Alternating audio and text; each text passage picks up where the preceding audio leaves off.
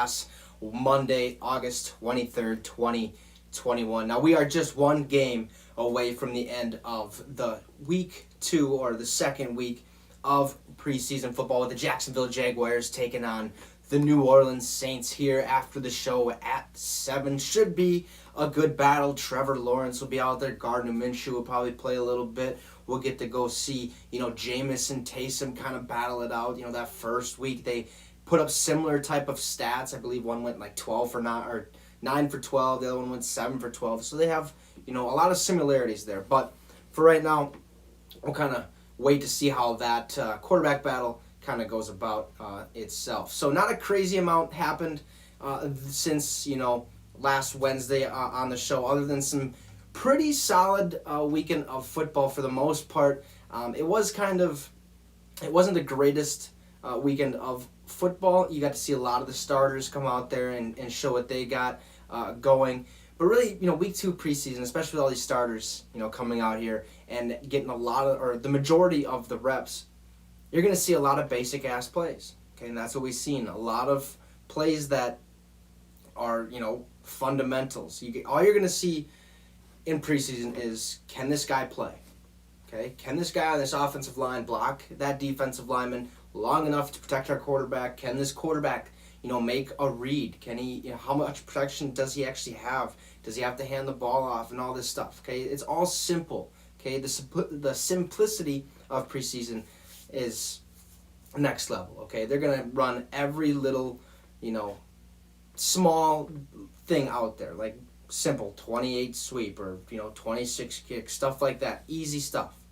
Okay, but today we're gonna start basically where we left off last Wednesday with some Everton Griffen news, and then we're going to bounce over to the Indianapolis Colts and their situation, and then finally end up with the Las Vegas Raiders. So, are you ready to get your fix? Well, like I said, we're going to get started right off the bat with some Everton Griffen news, and if you're a Minnesota Vikings fan, this is probably some big news. The Minnesota Vikings have agreed to terms with defensive end Everton Griffen. He had 6 sacks last year, but he did play his first 10 years with Minnesota, okay? He had 1 All-Pro nod, he had 4 Pro Bowl nods, and he also has a total of 80.5 sacks for his whole or entire career. This is huge news for the Minnesota Vikings, okay?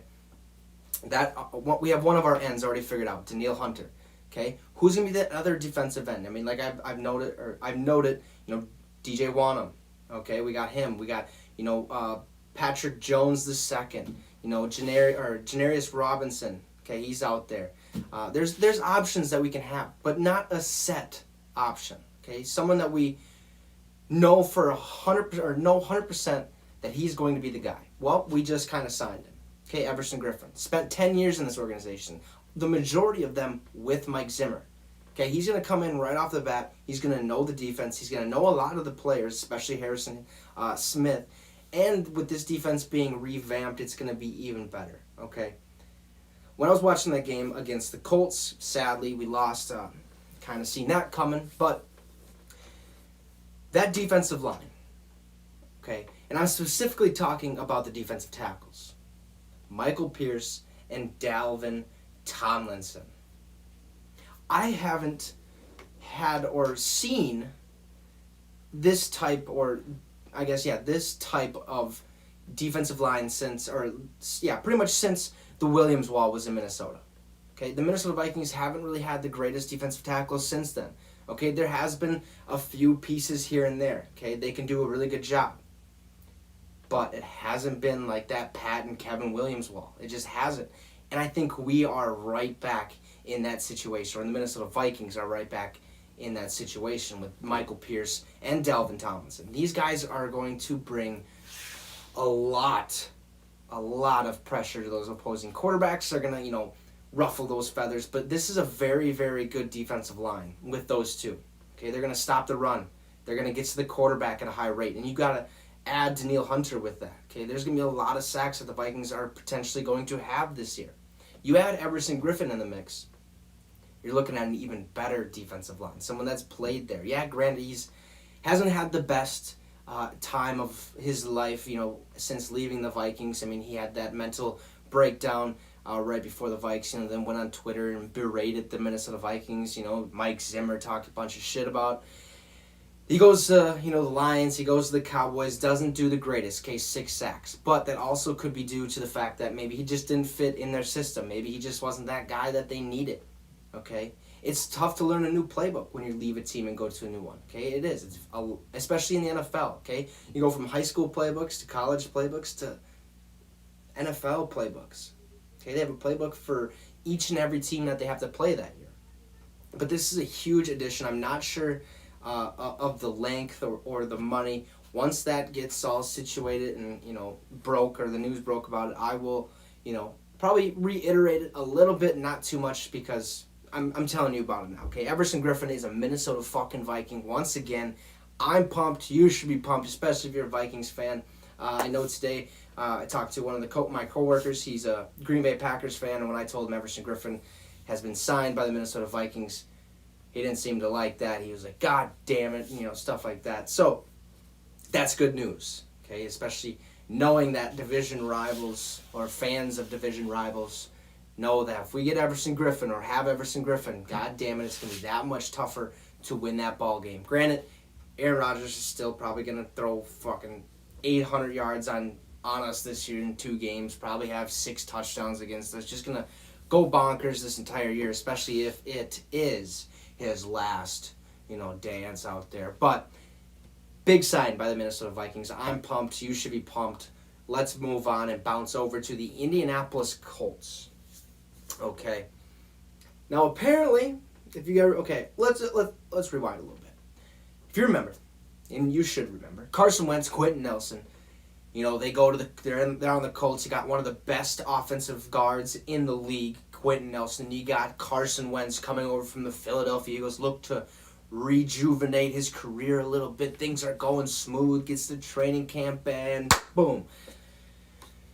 Well, Carson needs foot surgery. He had a little piece of bone that, broke off from his foot when he broke his foot in high school. It stayed lodged in there all this time, and then when he wants to rejuvenate his career, that little piece of bone decides to go, I'm sick of this place. He kind of moves out, has to go get surgery. Quentin Nelson, same situation, except he was born with, okay? He was born with this little extra piece of bone in there, stayed lodged in there for this entirety of for the whole, I guess, till up to now, I guess. Yeah, I don't know why I keep saying I guess. But up until now. And he has to go get it removed, okay? 5 to 12 weeks was what we were looking at, the time span of seeing, these two return in Carson and Quentin. And everyone's like, God, the Colts, I had them possibly, putting up a fight for that division title against the Titans, including myself. And then this happens, and it's like, oh, well, Colts are fucked. They don't got nothing. They lose one of the best offensive linemen that they have on their team. They lose Carson Wentz. Now they have to go to their backup, Jacob Eason or Sam Ehlinger. We're not sure how that's going to pan out. So things start rolling, okay? They get the surgery. It's looking they're looking really optimistic. Okay, maybe week 1, maybe, week 3 at best. Maybe we'll see what kind of happens, how this transpires.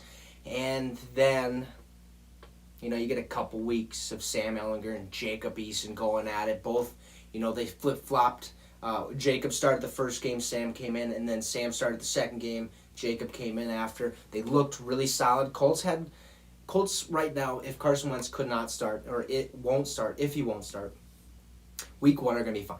Okay, Sam Ehlinger, Jacob Eason, whoever it is, they're going to be just fine. Okay, I think they have the right offensive play calling in that system and organization. They have, the right know-it-all, especially with Frank Reich being a former quarterbacks coach. He did coach Carson Wentz back when he was in the Philadelphia Eagles organization. But today, Carson Wentz and Quentin Nelson were both seen practicing at training camp. This is huge, okay? We talked about it a little bit. I said week 1, okay? After things were looking pretty optimistic, I was hearing a bunch of news and piecing together myself.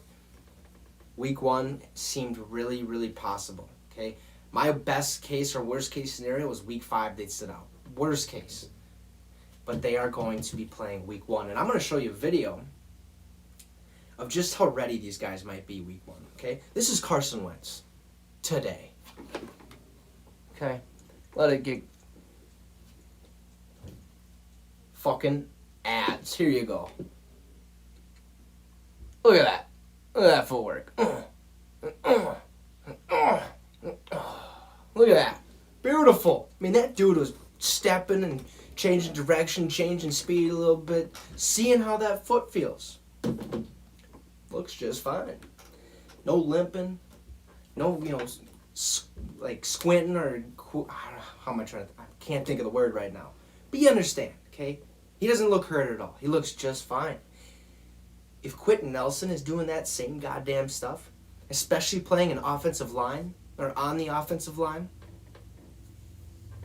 folks, not only could we be seeing a really good season out of the Indianapolis Colts, but who the fuck is that doctor? Okay? Both Pat and me, Pat McAfee, I seen on the show earlier today, want to know who the fuck that doctor is, because, oh my God, 5 to 12 weeks this injury is supposed to, or this healing process, this rehab process is supposed to take place. Week 1. Okay, it's been 2.5 fucking weeks, folks. 2.5. This guy's already out here putting as much fucking weight on that foot as he can, out there dodging, ducking, diving, and whatnot. He's going to be ready week 1. So is Quentin Nelson. Okay? All that speculation of, okay, well, fuck, Colts might not be that great. Okay? They went and got Carson Wentz. His career might be going from on the mountaintop to trickling down, the mudslide all the way down to the bottom. But no. Okay? This is going to be an interesting turn of events when he comes back. Okay? Supposed to be out. And then he's fine. Probably goes off, and the storyline builds a little bit more. The Colts have a good season, break into the playoffs for the second straight year behind Frank Reich, Carson Wentz, that offense with Michael Pittman, T.Y. Hilton, Jonathan Taylor, that defense with Darius Leonard, DeForest Buckner. I mean, this is a good team when you look at it. Okay? So this is huge news in the world of football, especially because foot surgery, and you're back 2.5 weeks later, when in reality, a lot of teams would be like, no. You sit your ass down. We don't need to risk any of this. You just chill, okay? That's how it kind of all, works out. But Carson and Quentin Nelson obviously are a different breed, or that doctor is a different breed, because 2.5 weeks after surgery, coming back, putting all that type of weight on there is just bonkers. And I'm all for it. I'm glad that they're back and ready to rock and roll, because it is going to be one hell of a season, especially for the Colts, and seeing if they can, A, win the division, and B, go to the playoffs once again, okay? So like I said, after this Colts situation, we're going to talk about the Las Vegas fucking Raiders. Okay, they got that nice Allegiant Stadium, brand fucking new. They just had SummerSlam in there, I guess, like over 51,000 fans in there. A lot of celebrities were there and stuff. But the main reason I bring them up, and there's two reasons I bring them up. Okay, and we're going to kind of intertwine both of them. So I wake up this morning, go on, social media, seeing all the news that I missed for the couple hours that I wasn't up, from like fucking 4 to 7 whenever I wasn't sleeping. And it turns out, this offseason, the Las Vegas Raiders decided to go call up old Matt Nagy and the boys. We're like, hey, remember when we traded you guys Khalil Mack? Yeah. So, are you interested in trading him back or trading him anywhere? Because we would... No? Are you sure? No? Okay. We'll give you whatever... No? Okay. Alright, sounds good. Bye. That's how long the conversation lasted. Apparently, the Raiders wanted Khalil Mack, or went to the Bears to see if Khalil Mack was available via trade. Why the hell did you trade him there in the first place then? If you knew you were going to come back to this situation, bring him back or wanting to bring him back in the team, why did you get rid of him? My first thought when you got rid of him in the first place was, You're going to really miss that one. And I was right. This offseason, they went and they're like, fuck, we could really use him right now. It would help a lot. I mean, we could beat the Chiefs. We did it twice. So, I mean, like, we really need him. But he's gone because we traded him. Like, dude, there's just a couple things you don't do in life. Okay? And when you're a GM, top of the mountain, and you have a guy that every fucking person in America knows his name, knows that he's a menace on the field. Granted, if you don't know football, you probably don't know. But you get the gist. It's going to be a minute before I get that one right. But you don't let that guy go. Okay? Face of your franchise. Plain and simple. You don't get rid of him unless you absolutely are dog shit and you need to start rebuilding. You just don't do that. Okay? It's ridiculous. It's stupid. Okay? But it makes sense at the same time because of this. This is the other piece of news.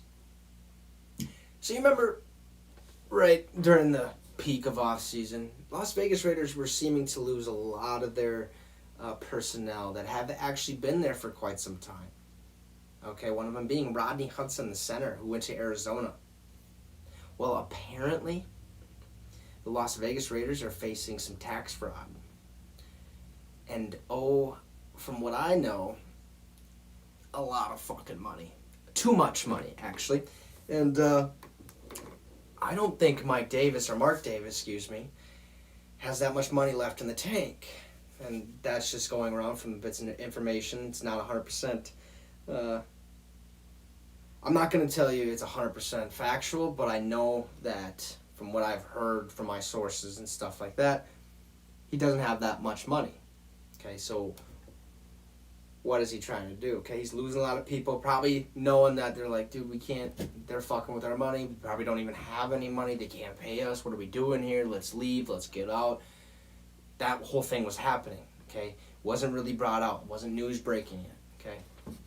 Now it has, especially with this Khalil Mack stuff. So does that, I think that goes right along with that Khalil Mack situation where they were like, we're losing everybody. Let's get a guy over here that, shows the Raider way and wants to play football for a little bit longer. Wants a lot of money that we can't pay him. Khalil Mack. Let's go get him. No, it's not going to work out. I mean, the Bears aren't stupid like you guys were. That's Khalil fucking Mack. If you like I said, if you got rid of Khalil Mack, you're like, what does it say about the rest of your team, or to the rest of your team? Like, okay, best defensive player on our team, we don't need him. I think we're gonna be good. Let's get rid of him. Go back to practice the next day. Everybody's like, what happened to Khalil? They're like, we traded him. We didn't need. What the fuck? That was gonna help us win. Like, we need that guy. He gets us going. Stuff like that. You're just stupid if you get rid of him. The Bears aren't stupid. Bears picked up that phone. They're like, Mark Davis is calling. They're just like, they want to trade us Khalil fucking Mack, or they want Khalil Mack back in their organization. What should I say? Yeah? Should I fuck with him? Yeah, we'll do it. Yeah, we'll go for that trip. No, I'm fucking with you. We're not gonna happen. Okay? Beep, hung up, and that was the end of the conversation. That's how quick it is. That's how quick it should be when you know that's your best defensive player. That's one of your faces of your franchise. The guy is an absolute menace and a tank on the football field. He's made your defense better every single year that he's been there since being there. You don't get rid of him. And the Raiders are just dumb. Like, I don't understand it. Tax fraud, I do understand. The Davis family hasn't exactly been the greatest people out of the whole world.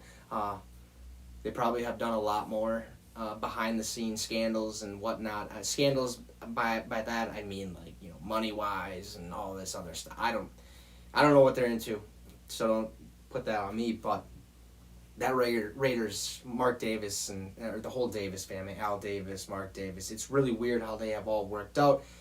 and how they even still have a franchise. So we're going to leave it at that. So that is going to end today's show, okay, as we got the final game of week 2 of the NFL preseason with the Jags taking on the Saints. You know, Trevor Lawrence, Jameis Winston, Taysom Hill, Gardner Minshew, Travis Etienne, Alvin Kamara probably won't play, but you get the gist. It's going to be a pretty decent game, I hope, especially being Monday night. Not sure if Peyton Manning and Eli Manning are doing this game.